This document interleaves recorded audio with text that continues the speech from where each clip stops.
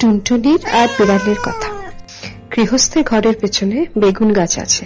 সেই বেগুন গাছের পাতা ঠোঁট দিয়ে সেলাই করে টুনটুনি পাখিটি তার বাসা বেঁধেছে।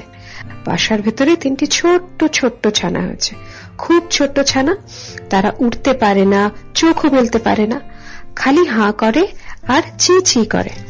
গৃহস্থের বিড়ালটা ভারী দুষ্টু, সে খালি ভাবে টুনটুনির ছানা খাবো। একদিন সে বেগুন গাছের তলায় এসে বললে, কি করছিস লা টুনটুনি? টুনটুনি তার মাথা হেঁট করে বেগুন গাছের ডালে ঠেকিয়ে বললে, প্রণাম হই মহারানী।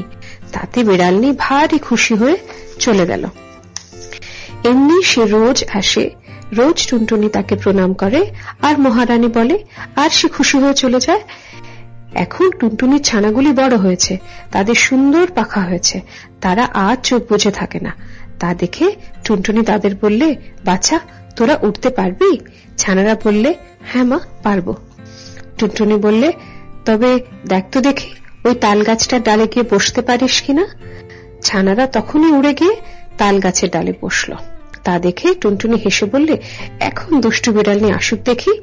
খানিক বাদে বিড়াল এসে বললে, কি করছিস লা টুনটুনি? তখন টুনটুনি পা উঠিয়ে তাকে লাথি দেখিয়ে বলল, দূর হ, বলে এসে ফুরুক করে উড়ে পালালো।